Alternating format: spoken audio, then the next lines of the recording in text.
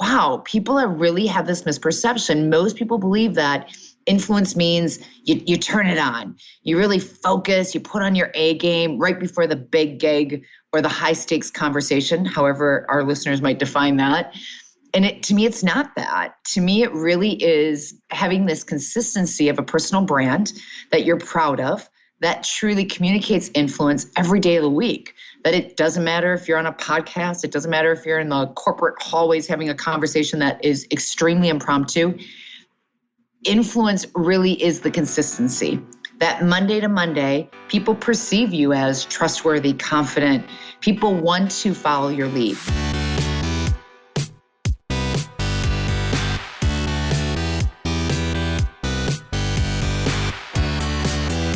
You're listening to The Successful Bookkeeper with your host, Michael Palmer. Listen each week as inspiring guests share their secrets of success to help you increase your confidence, work smarter, and build a business you love. This episode of The Successful Bookkeeper is brought to you by PureBookkeeping.com, the proven system to grow your bookkeeping business.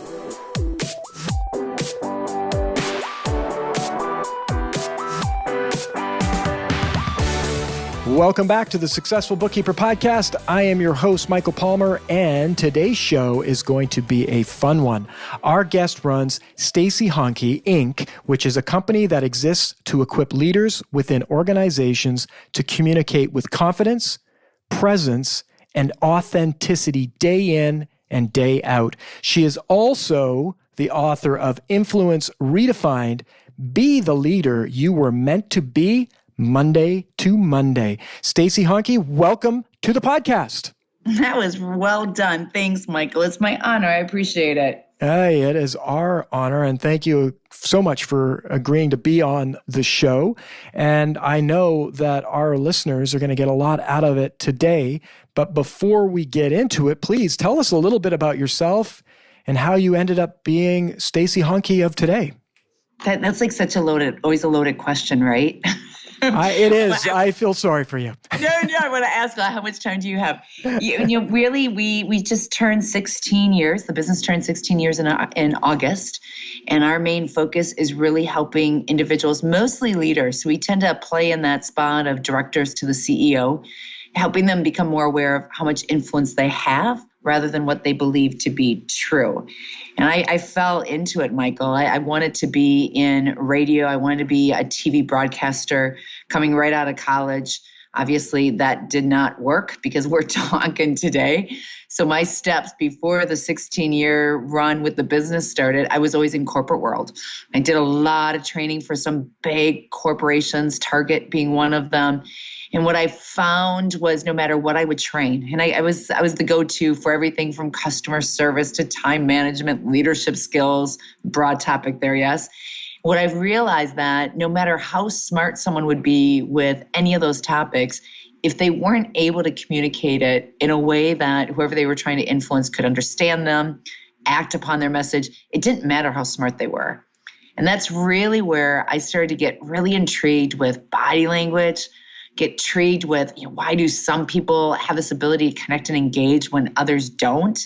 And then 16 years later of a lot of research, we continue to innovate ourselves. Here we are. And it really evolved too after the book that you announced, Influence Redefined, came out last year. That is a book of that many years of research and mentoring and working with clients to really identify, okay, what is influence and what is it not? I love the title. Thank you. And I was watching one of the videos on your website, and I really liked this concept of, do you realize how little influence you have? And I think when I watched it, I'm like, wow. I mean, it's such a jolting question that I think for me, it's like, wow, yeah, I don't really think of it that way. I mean, we go about our day doing the things that we do, but are we really influencing people in a way that we want to be? And I'm sure our listener be the same thing. It's like, are you actually influencing the clients that you have in your business, your staff? When you sit back and think about that, it's a really brilliant question. When did you start thinking about that? the experience of the more and more individuals, specifically leaders, because you think of a leader, someone who has most likely years of experience in a specific industry or across industries. They've got a very prestigious and impressive title. Yet when I would sit down with these individuals, mentoring them one-on-one, all of this truth came out, Michael. Truth around, I'm not confident in front of my board, or I know how to start a conversation. I just don't know sometimes how to navigate through transitions and points that really resonate with my listeners. I don't have the confidence that people believe that I do have. Oh, another one that I heard a lot was, I know the feedback I get is not real. Everyone always tells me how good I am, but now it's starting to get lonely on the top because I really don't know how I come across. When we continuously heard feedback, or we continuously experienced it through our eyes of working with leaders, I realized, wow, people really have this misperception. Most people believe that influence means you turn it on. You really focus, you put on your A game right before the big gig or the high stakes conversation, however our listeners might define that. And to me, it's not that. To me, it really is having this consistency of a personal brand that you're proud of, that truly communicates influence every day of the week. That it doesn't matter if you're on a podcast, it doesn't matter if you're in the corporate hallways having a conversation that is extremely impromptu. Influence really is the consistency. That Monday to Monday, people perceive you as trustworthy, confident. People want to follow your lead. And Michael, by that definition, you can tell that you just naturally don't have that. Most people, I don't know anyone that naturally is born being influential. It's a skill like any athlete's skills. You have to work at it, and you have to constantly get constructive feedback to determine, am I going in the right direction, or am I distracting my listeners from getting an opportunity to really hear and understand what I'm saying? It's beautiful. I mean, it's such an interesting concept, and this whole idea, I'm just sitting here thinking, are you born with influence? And I'm thinking, well, I think maybe we're born with influence, but then we quickly lose it because my 3.5-year-old has a lot of influence over me, right? And I'm it's sure true. I was just because it's top of mind, right? It's like every morning, it's like I'm influenced by every day, all day, every night. But eventually, I think we lose that somewhere along the way. I think we do too. And it goes back to something that you were stating earlier in this podcast. We are caught up in the noise. We are receiving messages 24/7. There's tons of ways that we can communicate, from the many mediums through social media to the typical email, that I really think we're starting to lose the true art of connecting and engaging with people. We're running through this task list. We're sprinting. One thing to prove that, I was sharing, Michael, with a client the other day, that I'm noticing at conferences that I'm presenting at, there usually is another speaker there presenting on the topic of mindfulness or meditation. I get a lot of our leaders that we mentor, they talk a lot about how they've got to start focusing on their own health. They need to start focusing on meditation so that they can get through the many tasks that they have throughout the day, but do it effectively and be productive through that. I think it goes right back to, we have so many messages getting thrown at us. There's a lot more competition because of that for you to be memorable in the eyes of everyone around you. No wonder we really start losing this concept of, is your communication, both verbally and non-verbally, does it have influence behind it? Or are you just checking the box every day?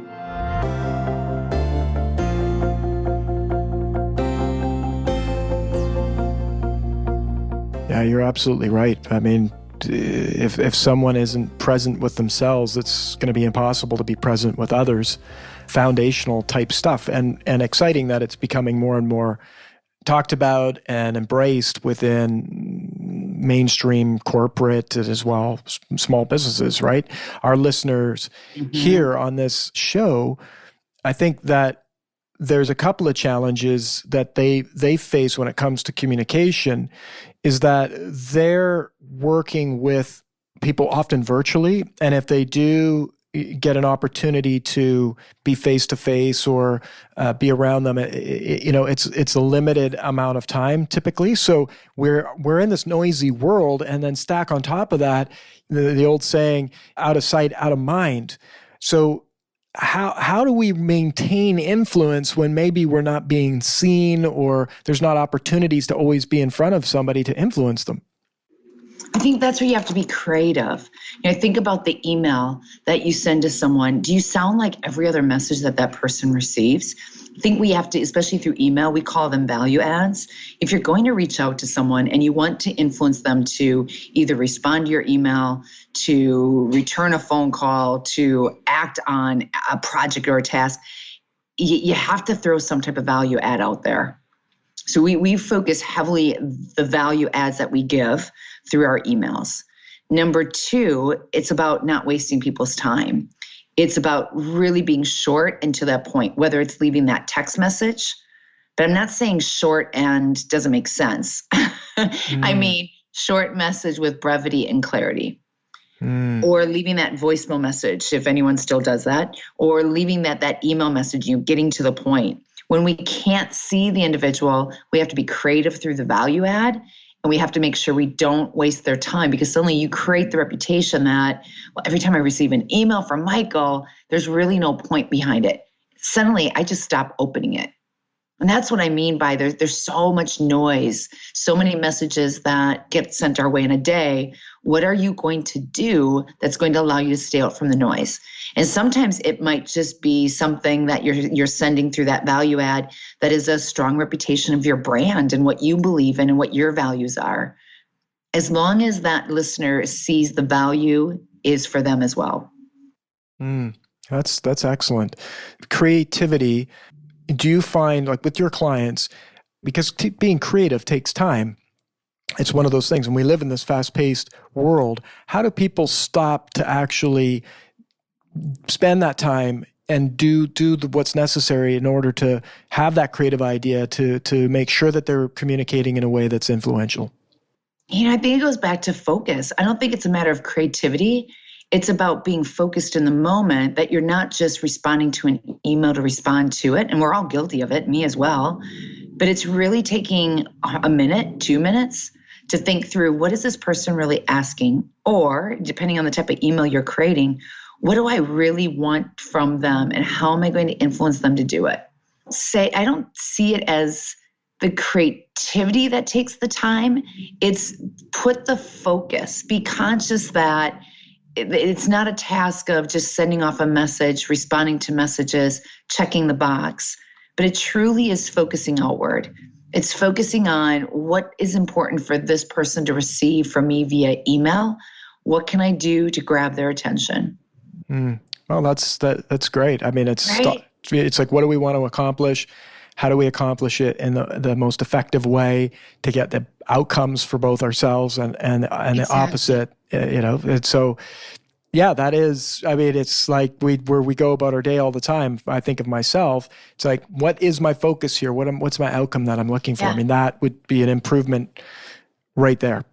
And Michael, it could even be something as simple, instead of sending the email, what if you got up out of your desk, away from your desk, and you just saw if that person was a couple of doors down in the office? I don't know. You could save a lot of time by having one conversation versus 20 via email. Or is it, just call. Even if you have to leave a voicemail message, the power of them hearing your voice, since your voice is an essence of truly who you are, is still going to have more power than the email. You can always follow up the voicemail with an email. Absolutely. So even something like that is creative, because it's different. We don't always get voicemails anymore. It's a simple email. I mean, I'll give you an example. I received an email today, Michael, from a new potential client, and there's no way for me to contact this person to call. There's never a phone number attached. I'm going a roundabout way on their website. Like he must be a virtual employee, but he's a partner, which is crazy. How many times we've gone back in email because his emails are so cryptic that I can't even understand them. Wow. And from the very first email, I always say, I just want to honor your time. Let's schedule a call, 30-minute call, and we can get it accomplished. And that's just not working for him. He's sending me these messages, and I'm thinking, it's already creating this reputation where I start thinking, do we really want to work with someone like that? Yeah, absolutely. I mean, they could use your help. It's by the sounds of it, they need it. They need it badly. I mean, you just have to send people back their emails with an invoice. It's like, here you go. Let's get started. Exactly. That's a good point.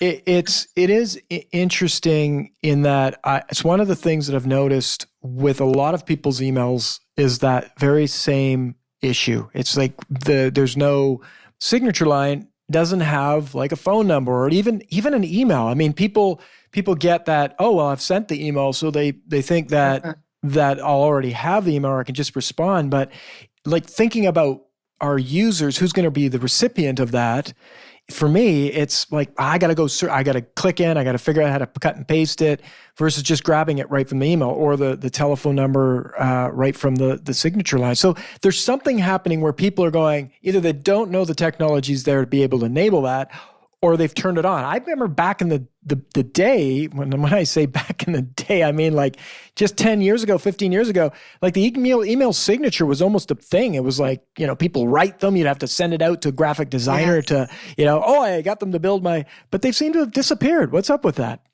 I know. And I don't know. I think, everything that we do, Michael, it has our name on it, which means your reputation gets created by everything that you do. And that includes an email. So the best is when you see an email that the signature line says, forgive my typos. What do you mean forgive your typos? Why, if you're on the phone, we should forgive your typos? Like, I never understood that concept.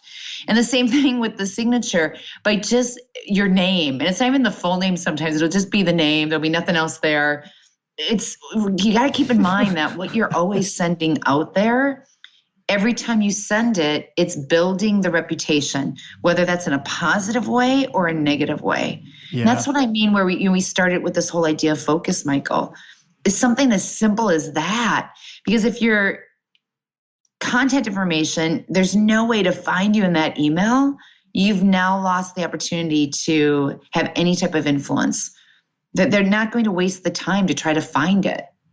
Well, that's exactly it, right? And I would say in this industry, I speak with so many bookkeepers and CPAs that they talk about deals that they haven't won or, that didn't progress. And my question is, well, how many times did you follow up? And it's like zero. Often the answer is zero. It's like I sent my thing, the proposal, the email, whatever it was, and they didn't respond. And so it's done. And so if you think of the person on the receiving end of that, it's like, well, what are they communicating? I mean, they could be communicating a million different things, but guess what? You don't know what that is. They could just be busy. They could be on a vacation. They could be, dealing with a critical life issue. You don't know until you follow up. And so I think that's one example of just stopping and focusing on, well, what's the outcome? What, thinking about it, being mindful about what might be going on can create a whole bunch of different outcomes in life for both parties. Yeah, exactly. I have to say though that I jumped over the typo. Excuse me for my typos. I mean, when we start to think about that, what is that actually communicating? It's saying that, A, I didn't read my own message to you, and I don't know how to spell. And this phone, because I think where it comes from is back when phones, BlackBerry and whatnot, didn't have spell check. I don't have spell, and my spell check doesn't work on my phone. So it's maybe to be more authentic around the communication would be to say all of that. Yes, exactly. Too funny. That is such an interesting, I've never thought of it that way, but I better make sure my phone doesn't have that on that. Exactly. I know mine doesn't, but now we're talking about this. I'm going to go back and double check. Absolutely. Well, we've already given incredible gold here today, which is if you're on your phone, you're on your computer, I don't need to know what you're on. I need to know what I need to know, which is how do I get back in touch with you and who you are and, your signature line. And all emails should have your signature line. Make it easy for me to communicate back with you. Mm-hmm. And I think that just goes all around general when it comes to communication. I challenge your listeners to just take a look this week. What are you doing? What are you saying? Or is it something like a tool like email? that is causing it difficult or causing your listener to work hard to follow through with you, to listen to you, those are the changes that you need to make.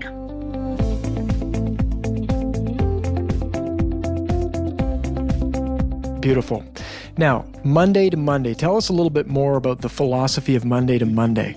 Yeah, I really believe that if we're going to have true influence, it needs to be consistent Monday to Monday. You can't be seen as confident and credible by some, and then on some days you're not.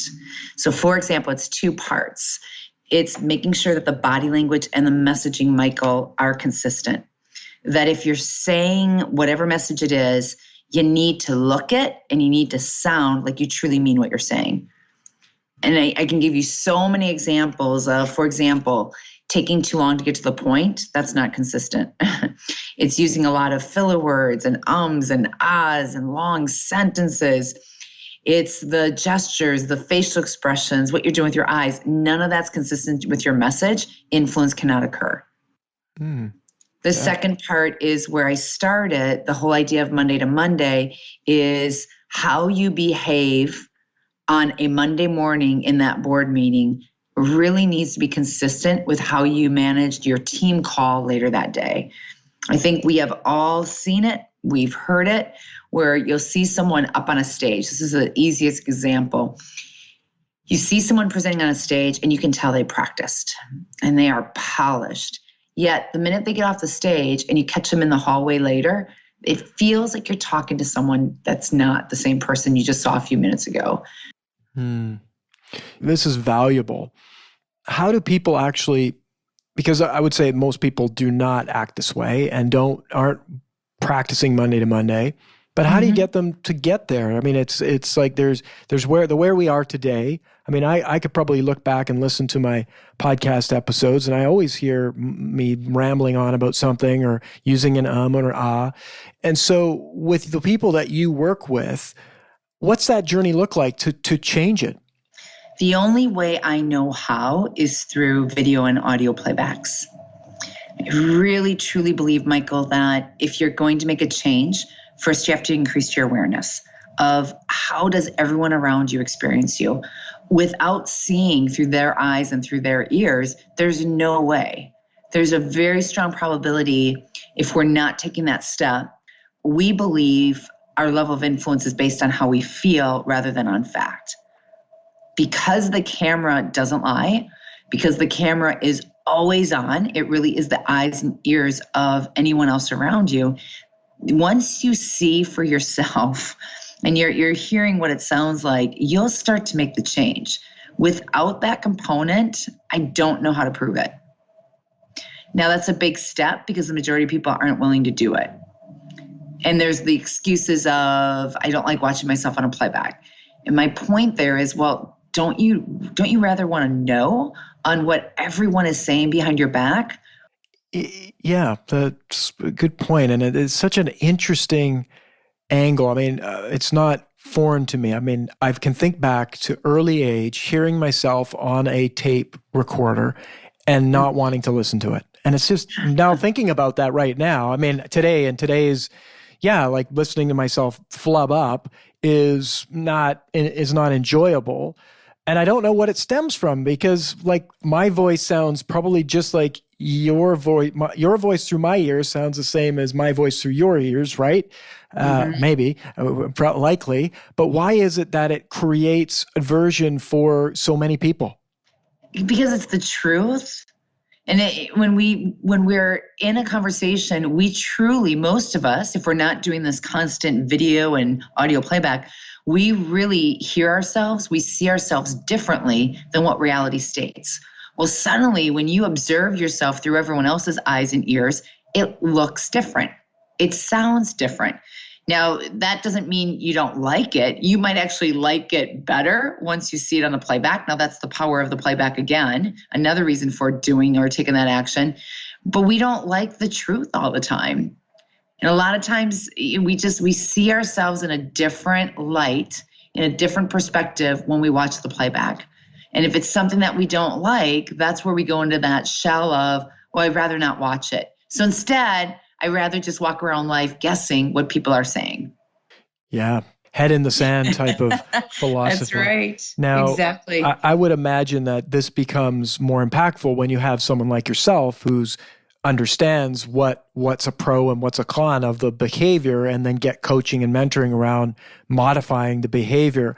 What's been your experience when you've worked with people to actually look at do people think everything's bad, or do they think what's bad is good? Do you find any correlations there? I don't. It's across the board. You'll get the individual that will watch the playback with me and say, that's not as bad as I thought. I actually like that. To the other person that will say, I had no idea. Or no wonder it takes me forever to get my message across. Whatever it might be. But without that video playback, we just live in this world of, well, it feels right. Everyone says I'm good. I'll just keep doing it. Another example is in sales. In the process of pitching to a pharmaceutical company here in Chicago, and the leaders are all in.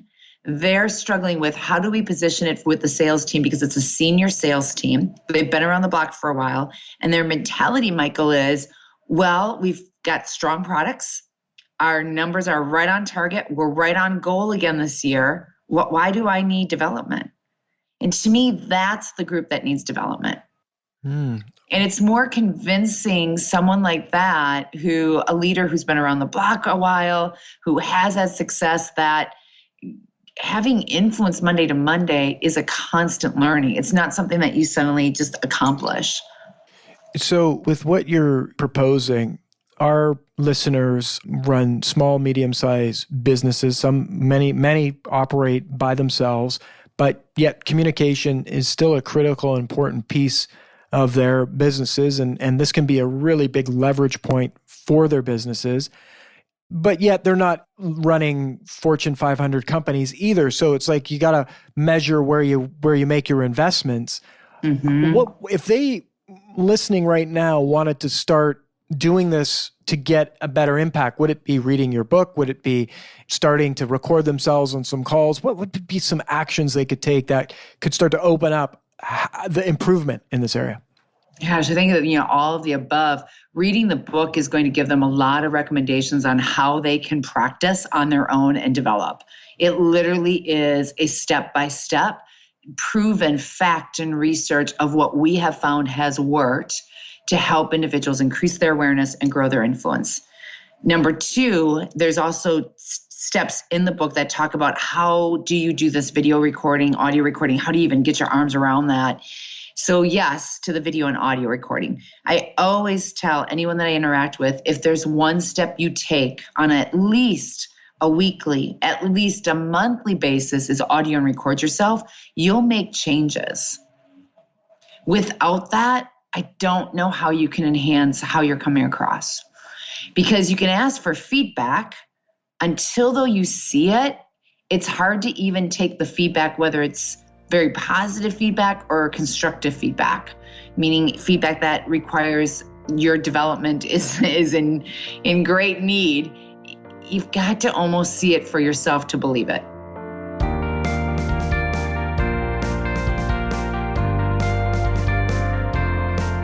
Wow. I think it's an exciting opportunity for many of the listeners right now to try this and to see what can come of it. I mean, the why is huge. I mean, increased conversions, clients doing what you want them to do, just being more confident in your communication and in your business. And there's a lot of reasons to do this. And I'm thinking for myself, it is to listen differently when I'm listening to a podcast episode, is to listen for what can I do better, but as well, maybe I get a coach that can say what I could do better. Right. And sometimes your coach is your family.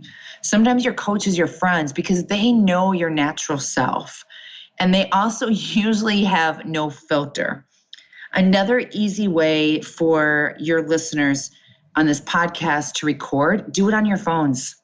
The fact that we now have the technology to easily record ourselves, there really isn't room for excuses that you don't have the capability to do it. You're absolutely right there. We can do it. Video, audio, 4K, pretty much, anything we want, it's there. It's not a technology issue anymore. It's just a doing it issue. Exactly. That's right. And isn't that all what life is? It's the difference between someone who's influential and someone who's not consistently influential. The person who's influential Monday to Monday, they do the work. That's it.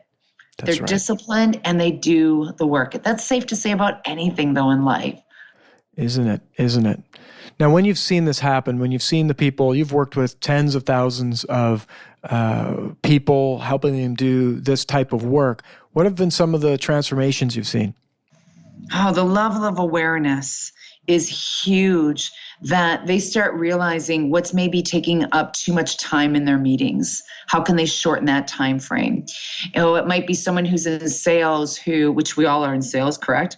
Who's trying to get someone to buy into their ideas, their service, their product, and they've really been trying to connect and engage with this person. And finally, now it's happening. Now this individual is willing to have a conversation with them. Sales is a big one. Productivity is a big one. And the other one is changes within the team. Finally getting that team to be cohesive, to be following your action. I also get a lot of calls, Michael, from individuals who I had worked with and then shortly after got promoted. And I get a lot of calls from companies saying, this individual, they're super, super smart, crazy smart. We really want to invest in them. But if they cannot learn how to communicate more consistently and effectively, they will not be promoted to the CFO position. We work with individuals in that situation a lot. I can see how this would be very beneficial from a staff and team member perspective, is that what people see often, there's no communication, right? And it's not like if you're a team member or a staff member, it's not like you go, you could probably communicate a little nicer. You could probably, doesn't really like the way you handle that yourself in the meeting. Like that way, that channel of communication, it's not going that direction. And yet in most small businesses, there is none of that feedback. So if I were to guess, many small businesses, we have a lot of bookkeepers, CPAs that listen to this podcast, but all of their clients in small business, this is probably a huge rampant problem, that a little bit of recording and feedback could really show how just a few alterations could reduce the altercations, right? Right, exactly. This is exciting. I think this is a book that our listeners definitely want to pick up. Influence Redefined. Influence Redefined. Be the leader you were meant to be, Monday to Monday. And not only for themselves, but for their clients. A great gift for their clients to actually start improving, because their clients are small to medium-sized business owners. Right.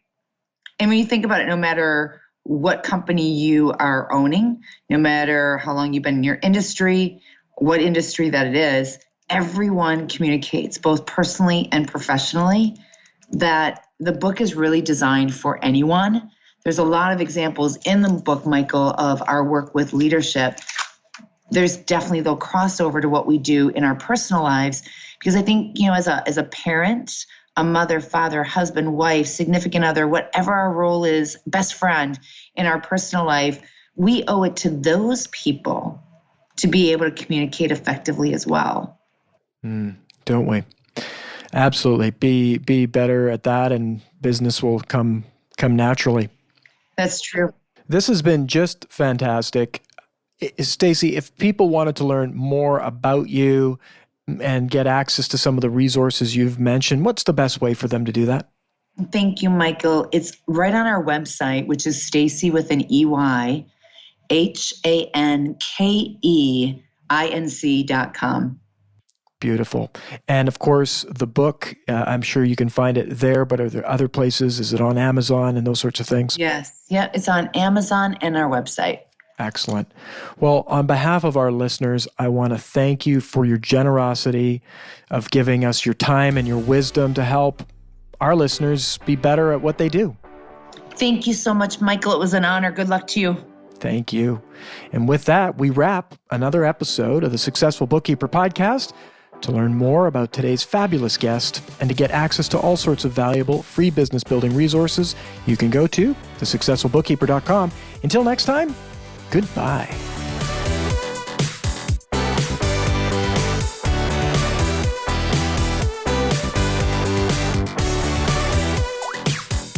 You've been listening to The Successful Bookkeeper with Michael Palmer. For more information and to download the resources mentioned in this episode, please visit us at thesuccessfulbookkeeper.com. Thank you for listening.